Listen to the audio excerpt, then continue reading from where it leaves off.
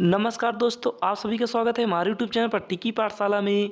आज इस वीडियो में देखेंगे रेलवे में पूछे जाने वाले रीजनिंग के महत्वपूर्ण प्रश्नों को। यदि आप एएलपी टेक्नीशियन या फिर आरपीएफ कांस्टेबल या फिर आरपीएफ एसआई का फॉर्म अप्लाई किए हैं तो यह वीडियो आपके लिए अत्यधिक महत्वपूर्ण होगा। इसलिए दोस्तों आप लोग वीडियो को अंत तक जरूर देखना। और दोस्तों अभी तक आप लोगों ने हमारे चैनल को सब्सक्राइब नहीं किया तो कृपया करके ज़रूर जाकर चैनल को सब्सक्राइब कर लीजिए और बेल आइकन को ऑल पर जाकर क्लिक कर दीजिए, क्योंकि दोस्तों मैं जो भी वीडियो अपलोड करूं उसका नोटिफिकेशन सबसे पहले आपके पास पहुंचे। तो देखिए दोस्तों, यहाँ पर पहला प्रश्न हमारे पास क्या दिया है। तो यहाँ पर हम पहला प्रश्न देखेंगे तो यहाँ पर हमारे पास दिया है दी गई आकृति में कितने त्रिभुज हैं। यानी कि दोस्तों यहाँ पर हमारे पास एक आकृति दी हुई है और यहाँ पर हमें बताना है कि टोटल त्रिभुजों की संख्या कितनी है। तो देखिए दोस्तों, यहाँ पर आप इसमें गिनेंगे तो यहाँ पर एक त्रिभुज यह हो गया, यहाँ पर दूसरा और यहाँ पर तीसरा और यहाँ पर चौथा, उसके बाद यहाँ पर पाँचवा, छठा, सातवां और आठवां, नौवां, दसवां और 11वां। उसके बाद यहाँ पर नीचे आएंगे तो 12, 13 और यहाँ पर 14। यानी कि दोस्तों यहाँ पर सीधा सीधा देखेंगे तो यहाँ पर टोटल 14 त्रिभुज हैं। उसके बाद अब यहाँ पर आगे देखेंगे तो यहाँ पर हम नीचे देखेंगे तो यहाँ पर एक बड़ा वाला त्रिभुज यहाँ से हो गया और उसके बाद फिर यहाँ से एक बड़ा वाला त्रिभुज और उसके बाद फिर यहाँ से एक बड़ा वाला त्रिभुज, यानी कि यहाँ पर 3 त्रिभुज यहाँ से प्राप्त हो गया। उसके बाद अब यहाँ पर हम ऊपर देखेंगे तो ऊपर 2 त्रिभुज आपको और मिलेगा। तो यहाँ पर एक त्रिभुज यह रहा और एक त्रिभुज यह रहा, यानी कि 2 त्रिभुज यहाँ से प्राप्त हो गया। अब देखिए दोस्तों, इसे टोटल करेंगे तो टोटल कितना आएगा। यहाँ पर इसे टोटल करेंगे तो 14 + 2, 14 में 2 जोड़ेंगे तो 16 और 16 में 3 जोड़ेंगे तो यहाँ पर होगा 19। यानी कि इस आकृति में टोटल त्रिभुजों की संख्या है 19, जो कि ऑप्शन नंबर सी में दिए थे। सी होगा करेक्ट उत्तर। तो फिर चलिए दोस्तों, आपको प्रश्न समझ में आया तो वीडियो को ज़रूर एक लाइक करिएगा और चैनल को ज़रूर जाकर सब्सक्राइब कर लीजिएगा। तो चलिए दोस्तों, अब हम देखते हैं प्रश्न संख्या 2 को। तो देखिए दोस्तों, यहाँ पर दूसरा प्रश्न दिया है एक निश्चित कूट भाषा में SEAT को 2 लिखा जाता है और CHARGE को 4 लिखा जाता है। उस भाषा में ONLINE को कैसे लिखा जाएगा। यानी कि दोस्तों यहाँ पर हमारे पास कुछ लेटर दिया है और उसका कोड भाषा दिया है गिनती में। तो यहाँ पर हमें बताना है कि ऑनलाइन का कोड भाषा क्या होगा। तो देखिए दोस्तों, आप यहाँ पर सबसे पहले देखेंगे तो यहाँ पर ऊपर दिया है SEA और T, इसका कोड क्या दिया है, इसका कोड यहाँ पर आगे दिया है 2। अब यहाँ पर दोस्तों हमें देखना है कि इस 4 लेटर में ऐसा क्या करें कि यहाँ पर 2 प्राप्त हो जाए। तो देखिए दोस्तों, आप यहाँ पर देखेंगे तो इसमें आपको 2 व्यंजन और 2 स्वर दिखाई देगा। यानी कि दोस्तों यहाँ पर यस जो है यह हमारा व्यंजन है और यहाँ पर टी जो है यह हमारा व्यंजन है। तो यहाँ पर 2 व्यंजन है तो इसलिए इसका कोड भाषा 2 दिया गया है। उसी प्रकार से आगे देखेंगे तो यहाँ पर दिया है CHARGE। तो यहाँ पर हम लिखेंगे दोस्तों, यहाँ पर हम लिखेंगे CHAARG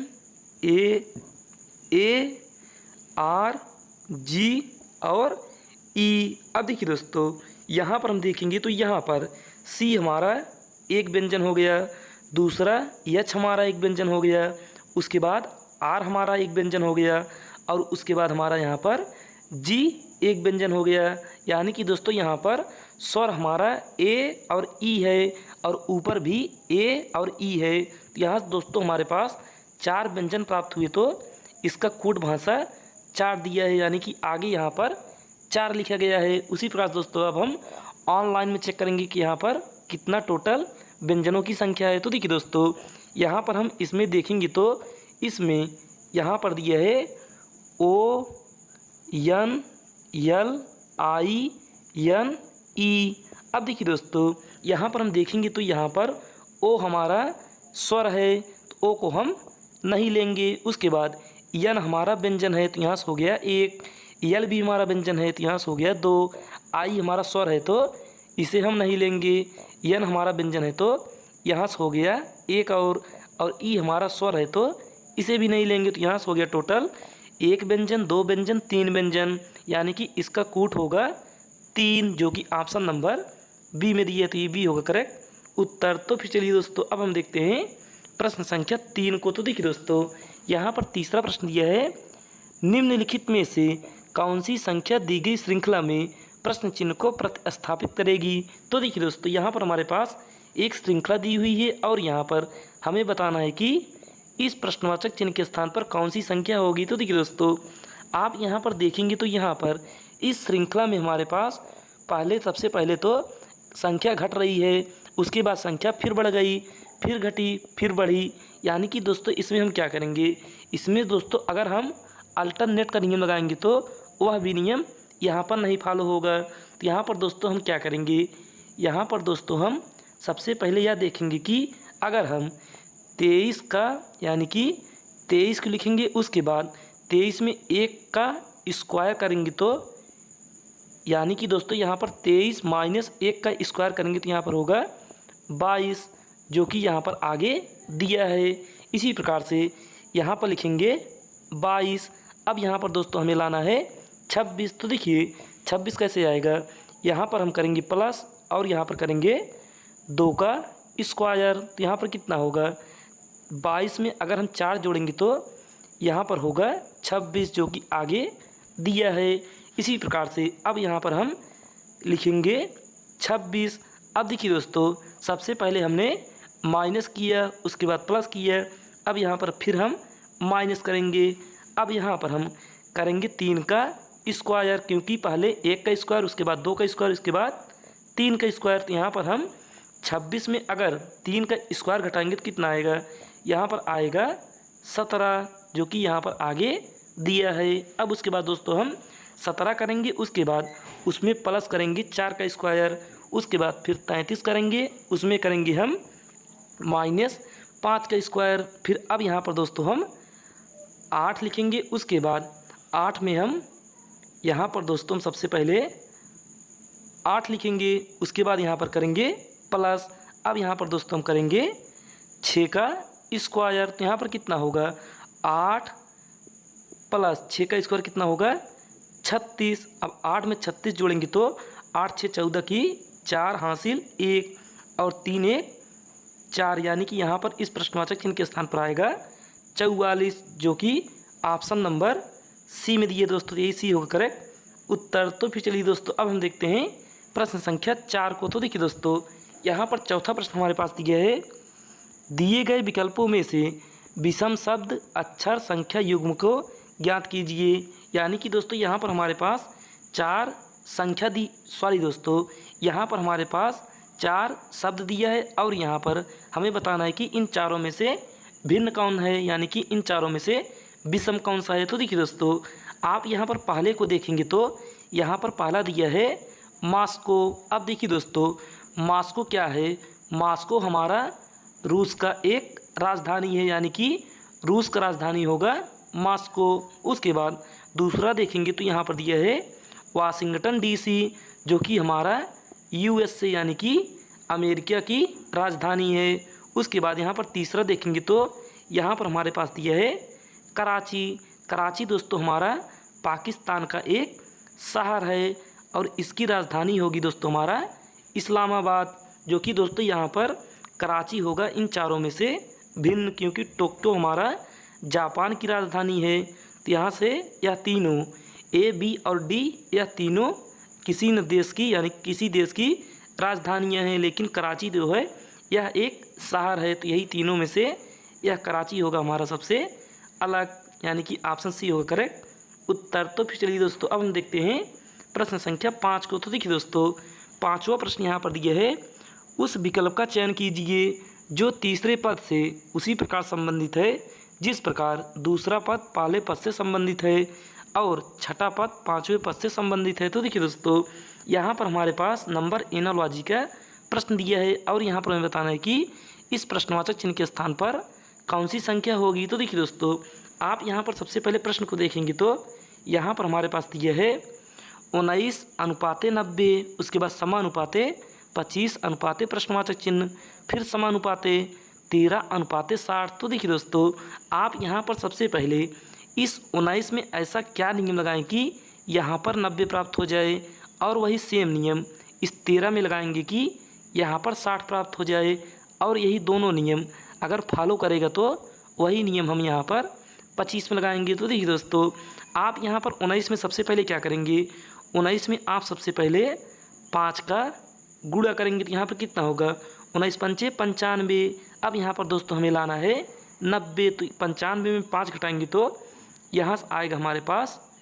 90, जो कि दोस्तों यहाँ पर आगे दिया है। अब यही नियम हम 13 में लगाएंगे। तो यहाँ पर हम करेंगे 13 गुणे 5 और फिर माइनस करेंगे 5। तो यहाँ पर कितना होगा, 13 पच्चे 65, 65 में 5 घटाएंगे तो यहाँ पर आएगा 60, जो कि आगे दिया है। यानी कि दोस्तों यही नियम हम 25 में लगाएंगे। तो देखिए दोस्तों, यहाँ पर हम क्या करेंगे, यहाँ पर हम सबसे पहले क्या करेंगे, 25 में गुणा करेंगे 5 का और उसमें करेंगे 5 माइनस। तो यहाँ पर कितना होगा, 25 पंचे 125 और 125 में अगर हम 5 घटाएंगे तो यहाँ पर आएगा 120, जो कि ऑप्शन नंबर बी में दिए। तो ये बी होगा करेक्ट उत्तर, यानी कि इस प्रश्नवाचक चिन्ह के स्थान पर आएगा 120, यही होगा करेक्ट आंसर। तो फिर चलिए दोस्तों, अब हम देखते हैं प्रश्न संख्या 6 को। तो देखिए दोस्तों, छठवां प्रश्न यहाँ पर दिया है, समीकरण को गणितीय रूप में सही बनाने के लिए किन दो चिन्हों को आपस में बदलना चाहिए। यानी कि दोस्तों यहाँ पर हमारे पास 4 ऑप्शन दिया है और इन्हीं चारों ऑप्शन को हमें इस समीकरण में रखना है। तो देखिए दोस्तों, आप यहाँ पर सबसे पहले ऑप्शन को रखेंगे। तो देखिए दोस्तों, यहाँ पर सबसे पहला ऑप्शन दिया है गुणा और प्लस, यानी कि गुणा और जोड़। तो जहाँ पर गुणा रहेगा तो वहाँ पर हम करेंगे जोड़, और जहाँ पर जोड़ रहेगा वहाँ पर हम करेंगे गुणा। तो यहाँ पर दोस्तों हम सबसे पहले लिखेंगे 45 और उसके बाद यहाँ पर दिया है प्लस। अब प्लस के स्थान पर गुणा और यहाँ पर 3 और भागे 27 और यहाँ पर माइनस 9। अब दोस्तों फिर आगे दिया यहाँ पर गुणा, अब गुणे के स्थान पर प्लस और यहाँ पर 18। अब देखिए दोस्तों, यहाँ पर इसे हल करेंगे तो यहाँ पर कितना आएगा, यहाँ पर हम 3 भागे 27 को लिखेंगे 3/27 और यहाँ पर आगे गुणे में दिया है 45। अब उसके बाद दोस्तों यहाँ पर माइनस 9 और प्लस में 18। अब देखिए दोस्तों, यहाँ पर हम इसे काटेंगे तो यह होगा 3 9 27 और 9 को काटेंगे 45 को तो यह जाएगा 5 बार में, यानी कि 9 पचे 45। अब देखिए दोस्तों, यहाँ पर दिया है 5 माइनस 9, तो यहाँ पर 5 में 9 घटाएंगे या फिर 9 में हम 5 घटाएंगे तो यहाँ पर आएगा -4, क्योंकि माइनस वाली संख्या बड़ी है। तो यहाँ पर होगा दोस्तों -4 और उसके बाद प्लस में 18। अब देखिए दोस्तों, यहाँ पर हम ऋण में धन घटाएंगे तो यहाँ पर होगा ऋण, लेकिन आएगा प्लस में, तो यहाँ पर होगा 14। यानी कि दोस्तों हमारा पहला ही ऑप्शन राइट उत्तर होगा, यानी कि इस समीकरण को पहला ही ऑप्शन हमारा सेटिस्फाई कर गया। तो यही होगा करेक्ट आंसर।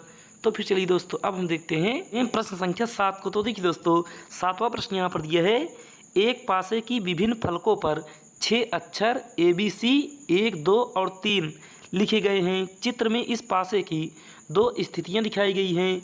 ए के विपरीत चेहरे पर अक्षर ढूंढें। यानी कि दोस्तों यहाँ पर सिंपल में कहें तो हमें ए का विपरीत फलक बताना है। तो देखिए दोस्तों, एक पासे की 2 स्थितियाँ यहाँ पर नीचे दी हुई है और हमें ए का विपरीत बताना है। तो देखिए दोस्तों, आप सर्वप्रथम क्या करेंगे, आप दोस्तों यहाँ पर सर्वप्रथम इसमें देखेंगे कि कौन सा सतह हमारे पास कॉमन है। तो यहाँ पर दोस्तों हम देखेंगे तो यहाँ पर 3 हमारे पास कॉमन है, तो यहाँ पर भी 3 है और यहाँ पर भी 3 है। अब इसी 3 को पकड़ेंगे और हम घड़ी की दिशा में घुमाएंगे। तो यहाँ पर दोस्तों 3 को पकड़ेंगे और घड़ी की दिशा में घुमाएंगे तो यह होगा कुछ इस तरीके से। अब देखिए दोस्तों, यहाँ पर हम सबसे पहले लिखेंगे 3, उसके बाद आएगा 2 और उसके बाद ए। अब उसके बाद दोस्तों यहाँ पर दूसरे पासे को देखेंगे तो यहाँ पर होगा 3, उसके बाद C और उसके बाद B। अब देखिए दोस्तों, यहाँ पर हमें बताना है कि A के विपरीत क्या है। यहाँ पर A के विपरीत होगा B, जो कि ऑप्शन नंबर C में दिए थे, C होगा करेक्ट उत्तर। तो फिर चलिए दोस्तों, अब हम देखते हैं प्रश्न संख्या 8 को। तो देखिए दोस्तों, 8वां प्रश्न यहाँ पर दिया है, एक लड़के की ओर इशारा करते हुए शालिनी ने कहा, वह मेरी पुत्री के पिता की पत्नी का इकलौता पुत्र है। शालिनी का लड़के से क्या संबंध है। तो देखिए दोस्तों, आप यहाँ पर सबसे पहले आकृति बनाएंगे तो यहाँ पर किस तरीके से बनेगा।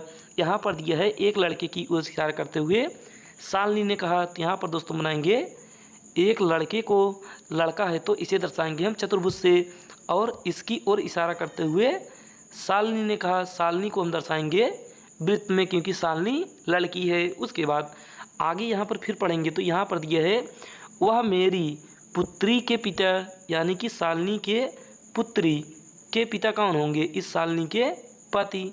तो यहाँ पर पुत्री के पिता की पत्नी के पिता, यानी कि शालिनी के पिता की पत्नी, यानी कि शालिनी की यहाँ पर होगी माँ का एकलौता पुत्र, यानी कि शालिनी का भाई। तो यहाँ पर दोस्तों हमें इस लड़के को शालिनी का भाई, क्योंकि यहाँ पर प्रश्न दिया है कि एकलौते पुत्र है, तो यहाँ पर दोस्तों शालिनी का भाई होगा।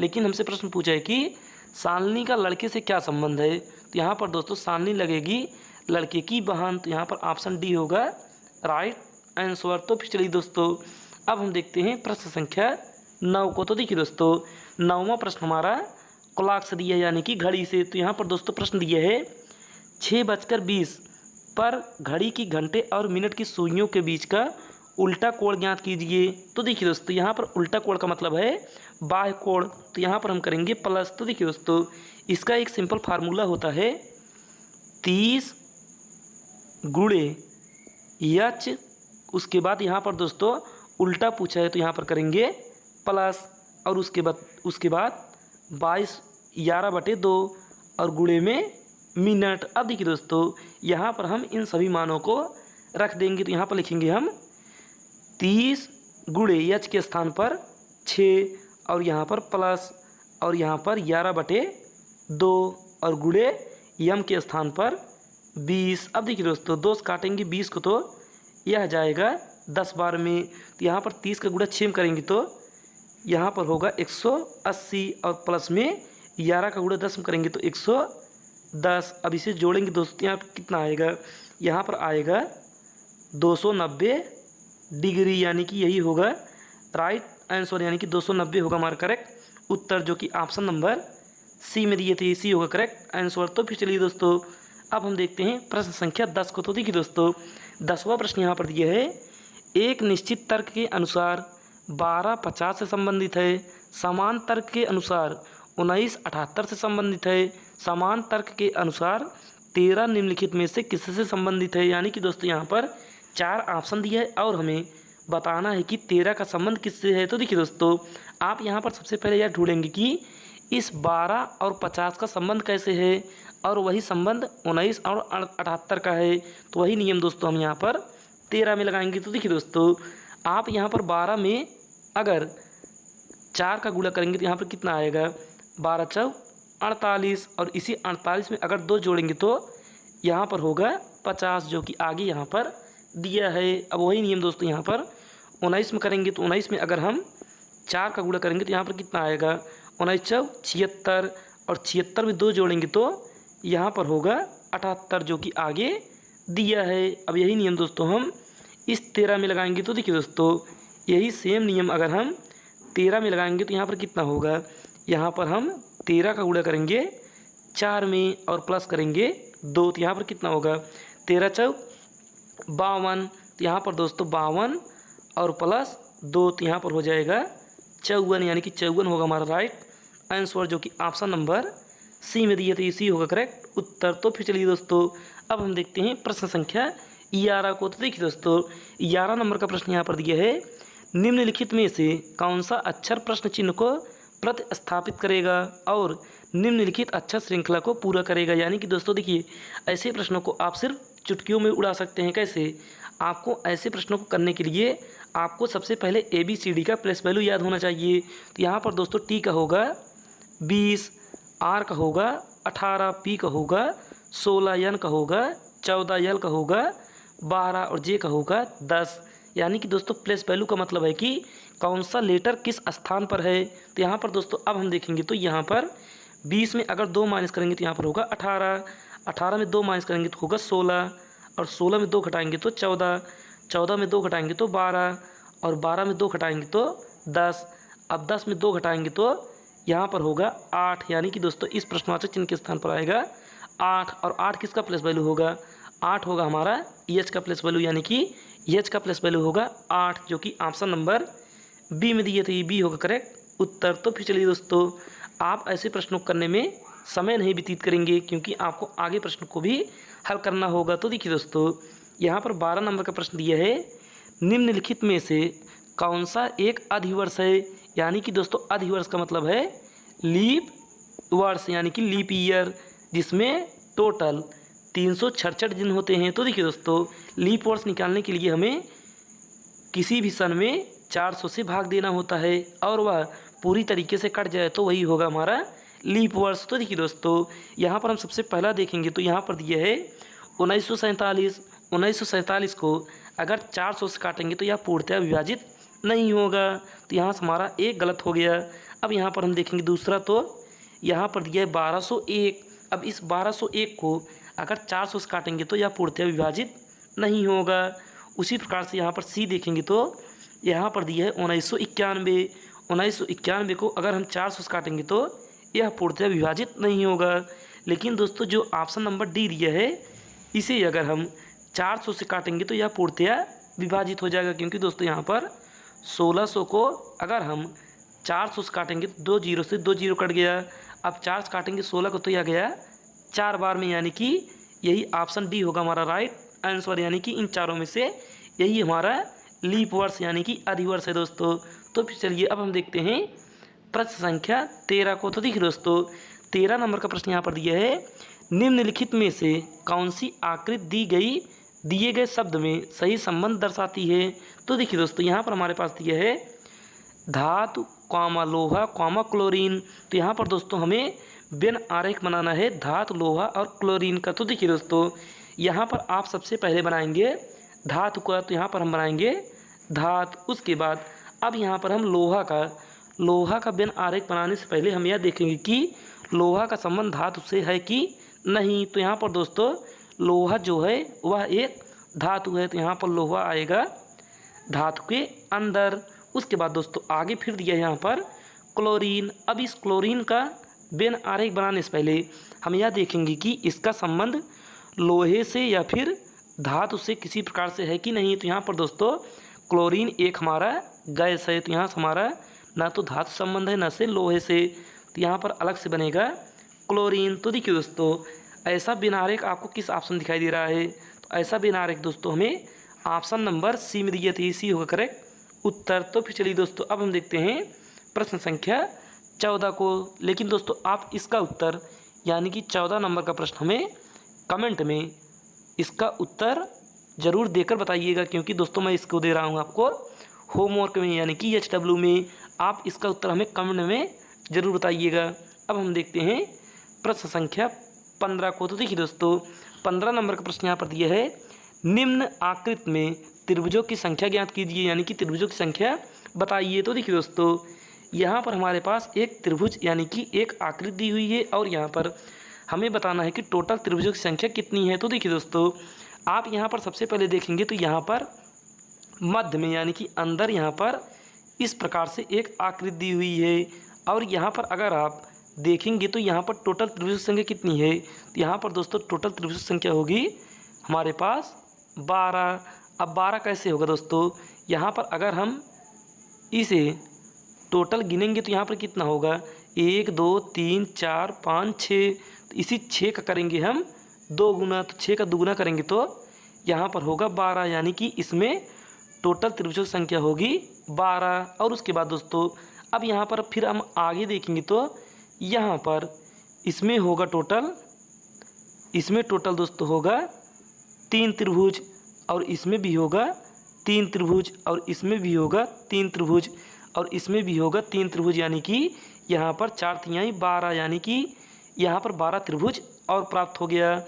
उसके बाद दोस्तों यहाँ पर अब फिर हम देखेंगे तो यहाँ पर एक त्रिभुज यहाँ पर, एक त्रिभुज यहाँ पर, यानी कि 2 त्रिभुज यहाँ, 2 त्रिभुज यहाँ, तो यहाँ 4 त्रिभुज और हो गया। तो ये देखिए दोस्तों यहाँ पर 12 12 24, और 24 में 4 जोड़ेंगे तो यहाँ पर होगा 28, यानी कि इस आकृति में टोटल त्रिभुजों की संख्या है 28, 28, जो कि ऑप्शन नंबर सी में दिए थे, सी होगा करेक्ट उत्तर। तो चलिए दोस्तों अब हम देखते हैं प्रश्न संख्या 16 को। तो देखिए दोस्तों 16 नंबर का प्रश्न यहाँ पर दिया है, एक निश्चित गुण भाषा में BATH को 1 4 8 2 लिखा जाता है और HALT को 8 1 2 6 लिखा जाता है। उसी कूट भाषा में यल को कैसे लिखा जाएगा? तो देखिए दोस्तों आप सबसे पहले यहाँ पर लिखेंगे BATH और इसका कूट है 1 4 8 2।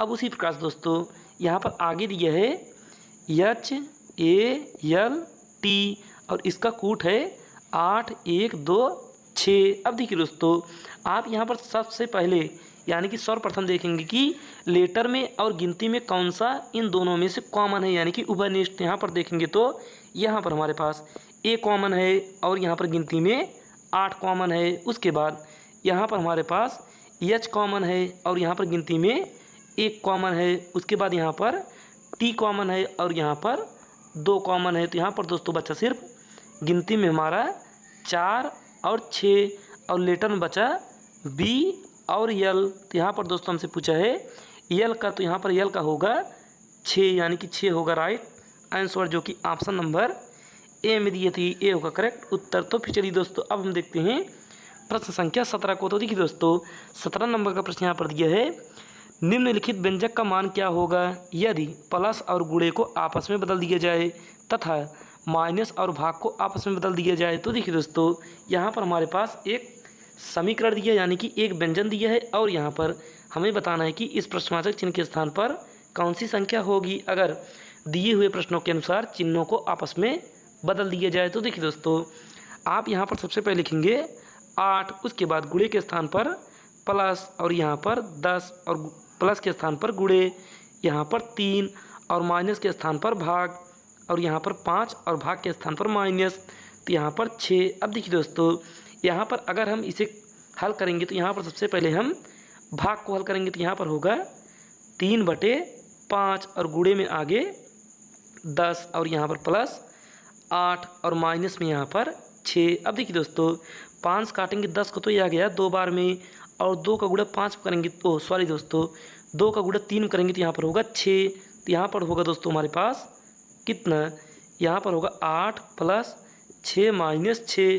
तो यहाँ 6 कट गया क्योंकि प्लस और माइनस होगा तो यह कट जाएगा। तो यहाँ पर बचेगा सिर्फ 8, जो कि ऑप्शन नंबर सी में दिया है, यानी कि इस प्रश्नवाचक चिन्ह के स्थान पर आएगा 8, यही होगा करेक्ट आंसर। तो फिर चलिए दोस्तों अब हम देखते हैं प्रश्न संख्या 18 को। तो देखिए दोस्तों 18 नंबर का प्रश्न यहाँ पर दिया है, उस विकल्प का चयन करें जिसमें अक्षर समूहों का युग्म उसी प्रकार संबंध साझा करता है जिस प्रकार अक्षर समूहों के दिए गए युग्म द्वारा साझा किया जाता है। तो देखिए दोस्तों यहाँ पर हमारे पास एनालॉजी का प्रश्न है दोस्तों, लेकिन यह हमारा लेटर एनालॉजी का प्रश्न है। तो ये देखिए दोस्तों यहाँ पर हमें बताना है कि इस प्रश्नवाचक चिन्ह के स्थान पर दिए हुए ऑप्शन में से कौन सा ऑप्शन होगा। तो देखिए दोस्तों आप यहाँ पर सबसे पहले इनका प्लेस वैल्यू लिखेंगे तो यहाँ पर यम का होगा, यम का प्लेस वैल्यू होगा 13, ओ का होगा 15 और बी का होगा 2। अब उसके बाद दोस्तों यहाँ पर के का होगा 11, यम का होगा 13 और जेड का होगा 26। अब देखिए दोस्तों यहाँ पर अगर हम 13 में 2 घटाएंगे तो यहाँ पर होगा 11, 15 में 2 घटाएंगे तो यहाँ पर होगा 13 और 2 में 2 घटाएंगे तो यहाँ पर होगा 26, यानी कि टोटल 26 लेटर होते हैं। तो 2 में 2 घटाएंगे तो आएगा 26, क्योंकि दोस्तों यहाँ पर सभी में 2 माइनस हो रहा है। तो यहाँ पर ऑप्शन में देखेंगे कि किस में 2 माइनस होगा। तो देखिए दोस्तों यहाँ पर पहले ऑप्शन में देखेंगे तो यहाँ पर दिया है 19 और यहाँ पर दिया है पी, यानी कि एस का प्लेस वैल्यू होगा 19 और पी का होगा 16। तो यहाँ पर दोस्तों 3 माइनस हो गया, तो यहाँ से यह गलत हो गया। अब यहाँ पर दूसरा देखेंगे तो यहाँ पर दिया एल और यहाँ पर जे, यानी कि 12 में 2 घटाएंगे तो यहाँ पर 10 होगा। उसके बाद ओ होगा 15, 15 में 2 घटाएंगे तो यहाँ पर होगा 13 यानी कि यम। उसके बाद यहाँ पर पी का होगा 16 और 16 में अगर 2 घटाएंगे तो यहाँ पर होगा 14 यानी कि ऑप्शन बी होगा हमारा करेक्ट आंसर। और यह दोनों गलत हो जाएंगे अपने आप, तो यहाँ ऑप्शन बी होगा राइट आंसर। तो चलिए दोस्तों, आपको हमारे सभी प्रश्न अच्छे लगे हैं तो कृपया करके वीडियो को सबसे पहले लाइक करिएगा, और चैनल को अभी तक सब्सक्राइब नहीं किए तो कृपया करके चैनल को सब्सक्राइब कर लीजिएगा और बेल आइकन को ज़रूर ऑल पर जाकर क्लिक कर दीजिए, क्योंकि इसका नोटिफिकेशन सबसे पहले आपके पास पहुंचना चाहिए। और अपने दोस्तों के पास इस चैनल को ज़रूर शेयर करिएगा या फिर इस वीडियो को ही शेयर कर दीजिएगा। आज के लिए बस इतना ही, धन्यवाद। अब हम मिलते हैं अगले क्लास में कुछ महत्वपूर्ण प्रश्नों के साथ।